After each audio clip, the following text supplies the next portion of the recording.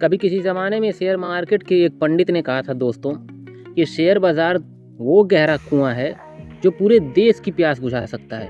मेरे इस बात को गौर कीजिएगा भाई साहब, पूरे देश की प्यास बुझा सकता है। इसका मतलब ये है कि शेयर बाज़ार में भाई साहब पैसों की सैलाब बहता है, पैसों का समंदर है, बिल्कुल ज़लज़ला है, ज़लज़ला। और फिर हमारे और आप जैसे या फिर एक नॉर्मल इंसान के सपने ही कितना होते हैं, 2-4 गाड़ियाँ, अच्छा सा घर और बैंक में एक अच्छी सी एफडी, ठीक है, इतना ही। अब नॉर्मल इंसान, अल्पज्ञ इंसान ये सोचेगा मेरी उस कहावत से कि भाई साहब जब शेयर बाज़ार इतना बड़ा गहरा कुआं है जो पूरी देश की प्यास बुझा सकता है, तो क्या मेरा एक छोटा सा सपना नहीं पूरा कर सकता, मेरी एक छोटी सी प्यास को नहीं बुझा सकता? तो इसका उत्तर है जी हाँ, बिल्कुल बुझा सकता है, बिल्कुल आपके सपने को पूरा कर सकता है। लेकिन जब आप उस समंदर में उस लहर के साथ तैरेंगे, उस समंदर में जैसा ट्रेंड रहेगा आप उसी ट्रेंड को पकड़कर उसके साथ चलेंगे, तो ही आपका काम बनेगा। अदरवाइज़ ये आपको ऐसा डुबाएगा, ऐसा डुबा करके और ऐसा पार घाट लगाएगा कि फिर आप अपनी मेहनत, किस्मत तो छोड़ो, आप अपने मेहनत के भरोसे भी इस चीज़ को रिकवर नहीं कर पाएंगे। इस समंदर में तैरने के लिए जो सबसे ज़्यादा और सबसे महत्वपूर्ण हथियार है वो है नॉलेज, वो है शिक्षा, वो है ज्ञान। तो बिना सीखे, बिना ज्ञान लिए, बिना 100% नॉलेज लिए, याद रखिएगा भाई साहब मैं 100% की बात कर रहा हूँ, बिना 100% ज्ञान लिए, बिना 100% नॉलेज लिए बिना आप इस समंदर में कूदने की तो बात छोड़ो, छलांग लगाने की बात छोड़ो, आप छलांग लगाने के लिए सोच भी नहीं सकते।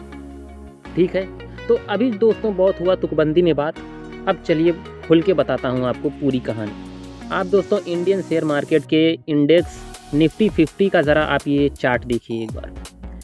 निफ्टी 50 क्या है, आप लोग ऐसा कह सकते हो कि इंडियन शेयर मार्केट का हार्ट है, एकदम दिल है, दिल धड़कन है वो निफ्टी 50। तो इंडिया में जो टॉप 50 कंपनी है इंडिया की, उन्हीं का एक इंडेक्स है। अगर आप इस लिस्ट में, इस इंडेक्स में निवेश कर रहे हो, इस इंडेक्स में पैसा डाल रहे हो, तो इसका मतलब आप इंडिया की टॉप 50 कंपनीज़ में पैसा डाल रहे हो, आप ऐसे समझ जाओ। तो निफ्टी 50 2023 में अगर इसका जो सबसे हाईएस्ट पॉइंट था 22,000, तो 2024 में उसने 22,000 के रिकॉर्ड को तोड़ करके 26,400 कुछ पॉइंट बनाए।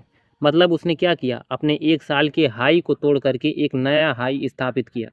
और सिर्फ निफ्टी 50 ही नहीं बल्कि इंडिया के जो 6 इंडेक्स हैं वो सभी इसी तारीख 26 सितंबर के इर्द गिर्द उसी महीने में अपने ऑल टाइम हाई को तोड़ करके एक नया हाई बनाते हैं। इसका मतलब ये है कि जो इंडियन शेयर मार्केट है वो काफ़ी अच्छा रिस्पांस दिया था, काफ़ी अच्छा ग्रोथ करी थी भाई साहब 26 सितंबर 2024 के आसपास। तो भाई जब पूरी मार्केट अच्छी खासी ग्रोथ करी है तो उसमें निवेश करने वाले बंदों को भी अच्छा रिटर्न मिला होगा, अच्छा खासा ग्रोथ मिला होगा। अब उसमें निवेश करने वाले बंदे कौन है? तो इंडिया में दोस्तों बड़े बड़े जो इंस्टीट्यूशंस हैं, बड़े बड़े जो कंपनी है, वो भी आपस में एक दूसरे में शेयर्स खरीदते बेचते हैं और निवेश करते रहते हैं। हमारे और आप जैसे छोटे छोटे रिटेलर्स लोग हैं जो अच्छे अच्छे शेयर्स खरीद करके इंतज़ार करते हैं। उसके बाद फॉरेन इंस्टीट्यूशंस के लोग भी हैं, एफआईज जिनको बोलते हैं, जो बहुत ही बड़े बड़े पैसे वाले बंदे हैं, बहुत बड़े बड़े पैसे वाले भाई साहब, वो सभी लोग निवेश किए हैं। इसका मतलब ये हुआ कि सभी लोगों को बहुत ही बेहतरीन रिटर्न मिला होगा, बहुत ही बेहतरीन प्रॉफिट मिला होगा। तो 26 सितंबर के बाद जो है दोस्तों मार्केट गिरना स्टार्ट हो गई। अब कहानी ये है कि 26 सितंबर के बाद जब ये गिरना स्टार्ट हो गई तो यहाँ तक तो समझ में आया कि बहुत ही अच्छा ग्रोथ करी है, तो सभी लोग अपना क्या कर रहे हैं, प्रॉफिट बुक कर रहे हैं। प्रॉफिट बुकिंग अब स्टार्ट है। तो जब भी प्रॉफिट बुकिंग होती है दोस्तों तो मार्केट गिरता है। मार्केट ही नहीं बल्कि किसी कोई भी स्टॉक्स में अगर प्रॉफिट बुकिंग स्टार्ट हो जाती है तो स्टॉक का प्राइस गिरने लगता है, लोग अपने पैसे को निकालने लगते हैं। तो कुछ दिन तक तो भाई साहब ये समझ में आता है कि चलो प्रॉफिट बुकिंग चल रही है। वैसे भी जब मार्केट अपने ऑल टाइम हाई को तोड़ता है, ब्रेक करता है, तो एक नया रेजिस्टेंस बनता है और उस रेजिस्टेंस से जाने से पहले मार्केट थोड़ा सा नीचे आता है। तो कुछ दिन तक ये समझ में आया कि चलो ये भी समझ में आ रहा है थोड़ी सी गिरावट तो आएगी ही आएगी। तो कुछ दिनों के बाद ये गिरावट रुकनी चाहिए थी, लोग अपने प्रॉफिट को बुक कर चुके, उसके बाद वहाँ से आगे बढ़ना चाहिए था और अपने नए सपोर्ट पर आ करके फिर मार्केट को वापस ऊपर जाना चाहिए था, ऊपर ग्रोथ करनी चाहिए थी। लेकिन ऐसा हुआ नहीं। ये गिरावट इतनी ज़बरदस्त रही कि लगातार कंटिन्यू करती रही और 3-4 महीनों में दोस्तों मार्केट इतना गिर गया, लगभग 4000 पॉइंट गिर गया दोस्तों। और 4000 पॉइंट आप जानते हैं भाई साहब कब गिरा था? कोरोना काल में। कोरोना काल में निफ्टी 50 12 से 13,000 पॉइंट के इर्द गिर्द में कंसोलिडेट कर रहा था और कोरोना काल में गिर करके ये 7,500 पॉइंट लगभग आ जाता है, 8,000 पॉइंट। तो इसका मतलब ये है कि ये कोरोना काल जितनी मार्केट गिर गई, 4,000 पॉइंट के लगभग गिर गया। और अभी मैं जिस टाइम पर वीडियो बना रहा हूँ उस टाइम पर निफ्टी 50 जो है वो 22,464 है और सभी के सभी इंडेक्स लगभग अपना इतना ही पॉइंट खोए। तो इसका मतलब दोस्तों ये है कि ये जो गिरावट है ये कोई नॉर्मल गिरावट नहीं है भाई साहब। ऐसी गिरावट तभी होती है जब बाज़ार से, इंडियन बाज़ार से भारी मात्रा में पैसा निकाला जाता है। और सबसे ज़्यादा पैसा यहाँ पर कौन लगाता है? एफआईज लगाते हैं, वो बहुत बड़े बड़े पैसे वाले बनते हैं भाई साहब। तो वो लोगों ने क्या किया कि अपने सारे पैसे, बहुत सारे पैसे इंडियन शेयर मार्केट से निकालना शुरू कर दिया। प्रॉफिट बुकिंग जो हुई सो हुई, लेकिन इन लोगों ने क्या किया कि पैसों को और ज़्यादा निकालना शुरू कर दिया। तो जब ये लोग भारी मात्रा में अपने पैसे निकालने लगे, जिस मात्रा में पैसे निकाले जा रहे थे उस मात्रा की खरीद वापस मार्केट में नहीं हो पा रही थी, जिसकी वजह से मार्केट और नीचे गिरता चला जा रहा था और नीचे गिरता चला जा रहा था। आप इस डाटा को देखिए जो कि मैंने ग्रो ऐप से उठाया है। 27 फरवरी का ये डाटा है। मैं आपको बताता हूँ, जो डोमेस्टिक इंस्टीट्यूशन है डीआई, उन्होंने 50,817 करोड़ रुपए की खरीदारी की है, मतलब लागत लगाया है। और वही जो एफआई हैं, फॉरेन इंस्टीट्यूशंस, उन्होंने माइनस यानी कि देखो 46,793 करोड़, मतलब 46,793 करोड़ रुपया इन लोगों ने मार्केट से निकाला है। तो 27 फरवरी का ये डाटा है और मार्केट 26 सितंबर से ही गिर रही है। तो अभी जो ये डाटा आपको देखने के लिए मिल रहा होगा वो डोमेस्टिक इंस्टीट्यूशन एफआईज के मुकाबले कुछ हज़ार ज़्यादा की खरीदारी, मार्केट में ज़्यादा पैसा लगाया है। तो अब आप इस चार्ट को देखिए, 27 तारीख के बाद से ही मार्केट थोड़ा सा कंसोलिडेट किया, साइडवेज चला और उसके बाद अभी अप जा रहा है और फिर डाउन आने की कगार पर है। थोड़ी सी बढ़त हासिल करी और उसके बाद से फिर नीचा दिखाने की कोशिश किया जा रहा है। यहाँ पर फिर मार्केट गिरता हुआ नज़र आ रहा है। तो दोस्तों मैं ये बात कहना चाहता हूँ कि ये जो कुछ भी हो रहा है ये सिर्फ इंडियन मार्केट में नहीं हो रहा है, ये पूरा ग्लोबली हो रहा है भाई साहब। कुछ इसी तरीके से अमेरिका का नैस्डैक चल रहा है, जो कि नैस्डैक टॉप 100 कंपनीज़ का इंडेक्स है। इतना ही नहीं, क्रिप्टो करेंसी में भी आपको गिरावट देखने के लिए मिली है। क्रिप्टो करेंसी की मैं बात करूं तो क्रिप्टो करेंसीज का बाप जिसको बोलते हैं बिटकॉइन अपने 86 लाख से गिर करके प्रेजेंट टाइम में आज 10 मार्च है, आज 68 लाख पर ट्रेड कर रहा है। तो अब आप सोचो कितना ज़्यादा बिटकॉइन गिर गया है। बिटकॉइन अपने हाई से लगभग 20-22 लाख नीचे गिर चुकी है भाई साहब। ये कभी 87, 88 या 90 लाख पर थी, अभी ये टोटल 68 लाख पर ट्रेड कर रही है। आज 10 मार्च का डेट है। तो अब आप ये अंदाज़ा लगाइए कि आखिर ये गिरावट हो क्यों रही है, आखिर इंडियन मार्केट से इतना ज़्यादा पैसा निकाला क्यों जा रहा है, आखिर क्या कारण है। तो दोस्तों बहुत सारे कारण हैं, बहुत सारे कारण हैं।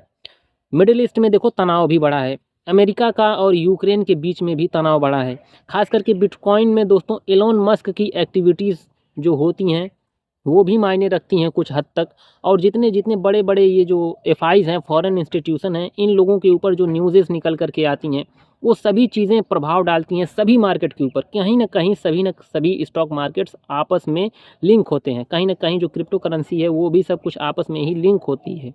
तो जब आपको गिरावट ग्लोबली नज़र आ रही है तो वो गिरावट आपके इंडियन मार्केट पर भी प्रभाव डालेगी, आपका इंडियन मार्केट भी गिरेगा। निकल करके आई थी, ऐसा कुछ हिंट आया था, जिसकी वजह से एक बार फिर 2 दिन में ही बिटकॉइंस की रेट्स में उछाल देखने के लिए मिला था, क्योंकि बिटकॉइन रिजर्व आने वाला ऐसा हिंट मिला था। तो ये सभी न्यूज़ें, मैंने बोला ना, ऐसे ही न्यूज़ेस हर एक मार्केट को प्रभावित करती हैं। अभी देखो अमेरिका और यूक्रेन के बीच में जो तनाव है, अमेरिका जो है वो यूक्रेन का साथ देने से मना कर रहा है। ज़्यादा अमेरिका करता था लगभग 30-35%, और अभी यूक्रेन और रशिया के बीच में वार भी चल रहा है। तो ऐसे ऐसे न्यूज़ेस आपको ध्यान देना चाहिए, ऐसे ऐसे न्यूज़ेस पर आपको फोकस रखना चाहिए। ये जो तनाव बढ़ता है, कहीं ना कहीं हर एक चीज़ का, बड़े बड़े स्टॉक्स का रेट गिरता है, बढ़ता है, तो कुल मिला जुला करके ऐसे करके ये मार्केट्स पर प्रभाव पड़ते हैं गाइस। अब मैं आपको बताता हूँ कि नॉर्मल आदमी करे तो क्या करे। तो नॉर्मल आदमी के लिए भाई मार्केट गिरा है तो मार्केट का गिरना लाजमी है यार, वो फिर से अपने आप को कवर करेगा। वो आज नहीं तो कल, 1 साल बाद, 6 महीने बाद वो जहाँ पर गिरा है उसका भी हाई तोड़ेगा और भी ज़्यादा ग्रो करेगा और हर एक चीज़ टोटल कवर करेगा। इस बात को मैं भी जानता हूँ, आप भी जानते हो। तो जो रिटेलर्स हैं हमारे और आप जैसे लोग बंदे, इनके लिए एक बहुत ही बड़ा गोल्डन चांस है, बहुत ही लाजवाब अपॉर्चुनिटी है। गोल्डन चांस इसलिए है क्योंकि बड़े से बड़े और अच्छे से अच्छे स्टॉक्स का रेट इतनी समय गिर के एकदम बहुत ज़्यादा गिर चुका है भाई साहब। तो आपको मालूम है कंपनी अच्छा फंडामेंटल की है, अच्छा स्टॉक है। तो अभी अगर आपके पास कुछ हद तक यूज से ज़्यादा पैसे हों, मेरा बात का ध्यान दीजिएगा, यूज से ज़्यादा पैसे, मतलब वो पैसे आप इस्तेमाल नहीं कर रहे हैं, वो पैसे आपके बैंक में ऐसे ही रखे पड़े हैं, तो उन पैसों का आप कुछ अच्छे फंडामेंटल वाले स्टॉक्स को ख़रीद करके इंतज़ार कीजिए, रख लीजिए। क्योंकि भविष्य में मार्केट अपने आप को कवर करना ही करना है, कंपनी आपकी अच्छा फंडामेंटल की। एक एग्जांपल ले लो कि आपने 10,000 का शेयर टाटा कंपनी में खरीद के रख लिया। अभी टाटा के स्टॉक्स का जो है वो बैंड बजा पड़ा है, काफ़ी नीचे गिर चुकी है। अब चूँकि कंपनी काफ़ी अच्छा फंडामेंटल की है, वो तो ग्रो करेगी ही करेगी, तो भविष्य में आपको प्रॉफिट होगा ही होगा। मैं दोस्तों बस आपको एक ऐसे ही बता रहा हूँ, पढ़ा रहा हूँ एज ए शिक्षक।